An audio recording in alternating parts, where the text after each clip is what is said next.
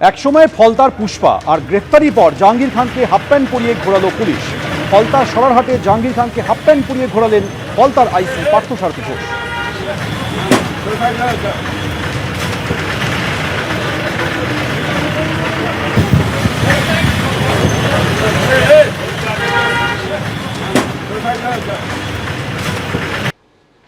Diamond Harbour model নিয়ে বলেছিল, এই তো ডায়মন্ড হারবার মডেল আজকে শেষ করে দিয়ে গেল পশ্চিমবাংলা। এই ডায়মন্ড হারবার মডেল নিয়েই তো কথা বলেছিলাম 2022। আমি একা। আপনি থাকবেন এই অভিষেক বন্দ্যোপাধ্যায় দলে? দিদি এটা দিদির ওপর নির্ভর করছে। দিদি যদি মনে করে যে অভিষেক ছাড়া চলবে না, আমি খুব দুঃখিত যে আমাকে ছেড়ে চলে যেতে হবে। অভিষেক বন্দ্যোপাধ্যায়কে আজ সন্ধ্যে 6টার মধ্যে সিআইডির কাছে হাজিরা দিতে হবে নির্দেশ দিয়েছে আদালত। অন্যদিকে কল্যাণ বন্দ্যোপাধ্যায় অভিষেক বন্দ্যোপাধ্যায় নিয়ে সরব হয়ে মমতা বন্দ্যোপাধ্যায়কে একবারে ডেডলাইন দিয়েছেন। বলেছেন যে মমতা বন্দ্যোপাধ্যায়কে ঠিক করতে হবে কাকে তিনি চান, কল্যাণ বন্দ্যোপাধ্যায় নাকি অভিষেক বন্দ্যোপাধ্যায়। হাতে আর আড়াই ঘন্টা, এই আড়াই ঘন্টার মধ্যে অভিষেক বন্দ্যোপাধ্যায়কে সিআইডির কাছে হাজিরা দিতে হবে। সন্ধ্যে 6টার মধ্যে হাজিরা দিতে হবে নির্দেশ দিয়েছে আদালত। বিকেল 4টের সময় বিমানবন্দরে নেমে অভিষেক বন্দ্যোপাধ্যায় সোজা যাবেন ভবানী ভবনে। হাইকোর্টে জানান অভিষেক বন্দ্যোপাধ্যায়ের আইনজীবী। এরপর আদালত বলে যে তদন্তে সহযোগিতা করলে তবেই রক্ষা কবচ পাবেন অভিষেক বন্দ্যোপাধ্যায়। তদন্তে সহযোগিতা করতে প্রস্তুত, যখন ডাকবে যাব।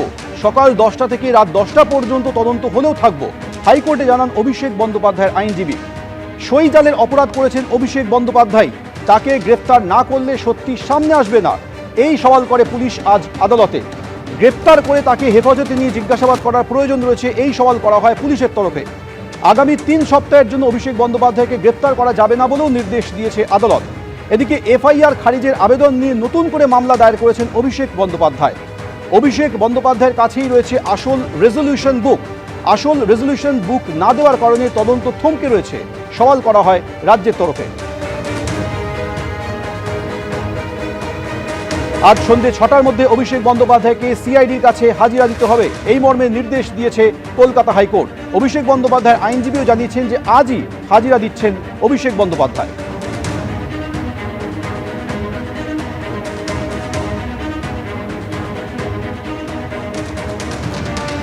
অভিষেক বন্দ্যোপাধ্যায়ের আইনজীবী জানিয়েছেন যে বিকেল 4টের সময় কলকাতা বিমানবন্দরে নেমে সরাসরি অভিষেক বন্দ্যোপাধ্যায় চলে যাবেন ভবানী ভবনে। আদালতের তরফে আজ স্পষ্টই বলে দেওয়া হয় যে তদন্তে সহযোগিতা করলে তবেই রক্ষা কবচ পাবেন অভিষেক বন্দ্যোপাধ্যায়। তখন অভিষেক বন্দ্যোপাধ্যায়ের আইনজীবী বলেন যে তদন্তে সহযোগিতা করতে প্রস্তুত, সকাল 10টা থেকে রাত 10টা পর্যন্ত তদন্ত চললেও অভিষেক বন্দ্যোপাধ্যায় থাকবেন। হাইকোর্টের তরফে বলা হয় যে আগামী 3 সপ্তাহ অভিষেক বন্দ্যোপাধ্যায়কে গ্রেপ্তার করা যাবে না, কিন্তু তদন্তে সহযোগিতা করতে হবে।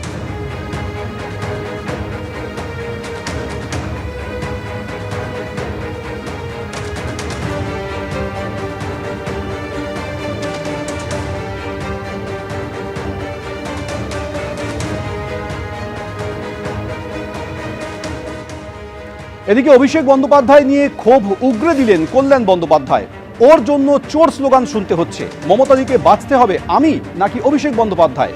অভিষেক বন্দ্যোপাধ্যায়ের ঔদ্ধত্য, খারাপ ব্যবহার সবকিছু ধ্বংস করছে। মমতাদিকে বেছে দিতে হবে, দলে কে থাকবেন। আর কি বললেন কল্যাণ বন্দ্যোপাধ্যায়, শুনুন।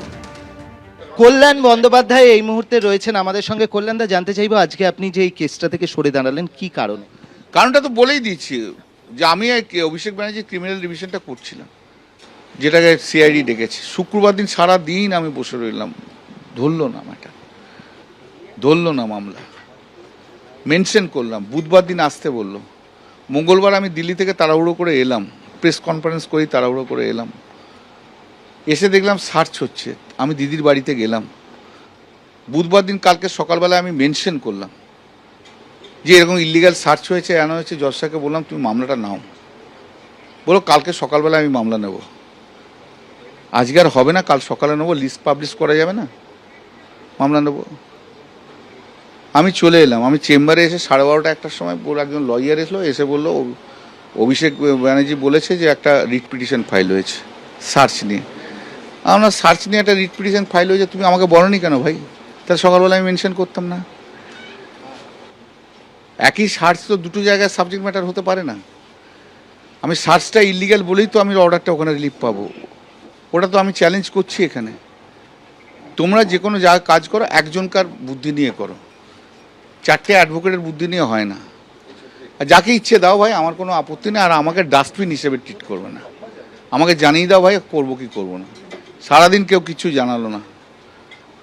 সকালবেলায় আমার ছেলে বললো রাত্রি 12:30টায় জানিয়েছে আমাকে বাদ অয়ন ভট্টাচার্য করবে। অয়ন ভট্টাচার্য আমার জুনিয়রের জুনিয়র, বলছে স্যাবি করবে, করুক।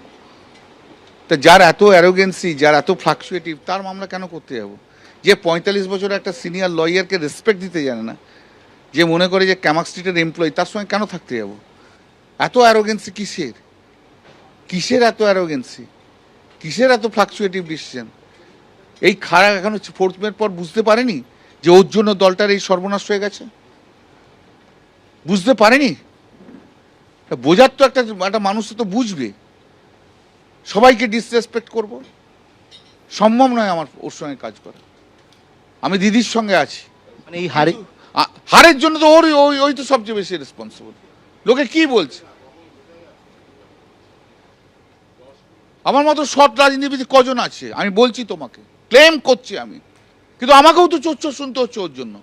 মানে অভিষেক বন্দ্যোপাধ্যায়ের জন্য আপনাকে নিশ্চয়ই শুনতে হচ্ছে না। 2022-এই তো আমি বলেছিলাম যে একে হবে না, এর দ্বারা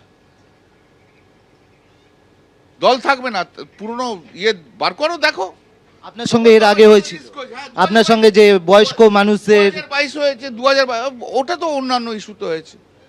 যখন ওই গোয়া ত্রিপুরা নিয়ে হয়েছিল, তুমি খবর নাও। ডায়মন্ড হারবার মডেল নিয়ে বলেছিল, এই তো ডায়মন্ড হারবার মডেল আজকে শেষ করে দিয়ে গেল পশ্চিমবঙ্গ। এই ডায়মন্ড হারবার মডেল নিয়েই তো কথা বলেছিলাম 2022, আমি একা। আপনি থাকবেন এই অভিষেক বন্দ্যোপাধ্যায় দলে? দিদি, এটা দিদির ওপর নির্ভর করছে। দিদি যদি মনে করে যে অভিষেক ছাড়া চলবে না, আমি খুব দুঃখিত যে আমাকে ছেড়ে চলে যেতে হবে। কিন্তু দিদি যদি মনে করে যে অভিষেক বাদ দিয়ে চলবে, তাহলে আমি আছি। বাদ দিয়ে মানে পদ থেকে বাদ না দল থেকে? থেকে বাদ দিতে হবে। অ্যাজ এ নর্মাল একজন থাকবে, কিন্তু সেদিন তো ফিডার কিছু থাকবে না, তবে আমি রয়েছি, নাহলে নেই। সেদিন তো অভিবাদন জানাতে বললেন সবাই। সেটা তো অন্য কথা। আমি দিদি কি বলেছে, দিদির সম্বন্ধে আমি কোনো কথা বলবো না।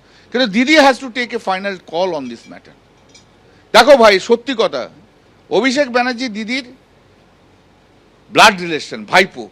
কিন্তু 40 বছর আমরা দিদির জন্য খেটেছি, আমাদের সঙ্গে ব্লাড রিলেশন নয়।